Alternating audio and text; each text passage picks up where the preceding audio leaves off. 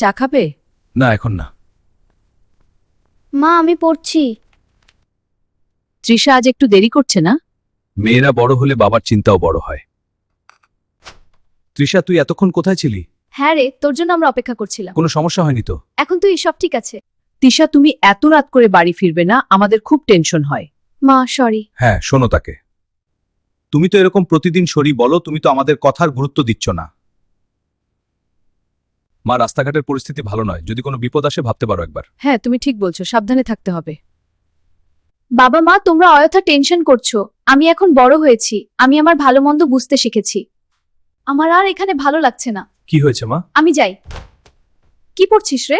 গণিত আপু। আপু এত দেরি কেন? কিছু কাজ ছিল রে। কি কাজ? পরে বলবো। ও তাহলে এই ব্যাপার তোলে তোলে এত দূর আব্বু আম্মুকে বলবো নাকি? এই ছোট্ট ভাই তুই এমন করছিস কেন? কারণ তুই লুকাচ্ছিস। প্লিজ ভাই। আপু তুমি কোথায় যাচ্ছে? ঠিক আছে আপু।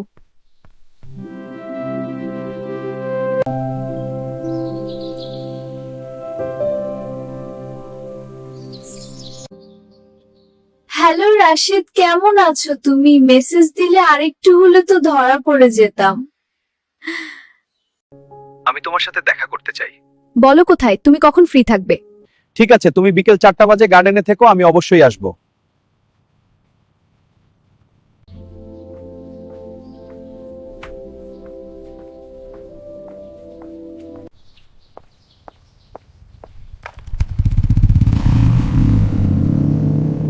Yes, the garden is so peaceful. I'll call back soon. হ্যাঁ, আমি বের হচ্ছি এখন। ঠিক আছে, আসছি।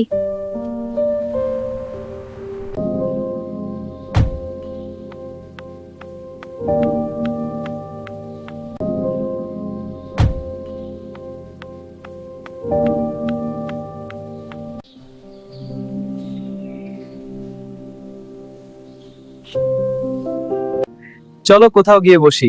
হ্যাঁ, চলো। ওইদিকে একটা ভালো জায়গা আছে। This park is so beautiful. Not as beautiful as you. You're such a charmer. চল এই বেঞ্চে বসি। হ্যাঁ, খুব ভালো জায়গা। তোমার সাথে এখানে বসতে খুব ভালো লাগছে। আমারও। তৃষা, বলো আমাদের সম্পর্কটার কথা কি এখন সবাইকে জানানো উচিত না?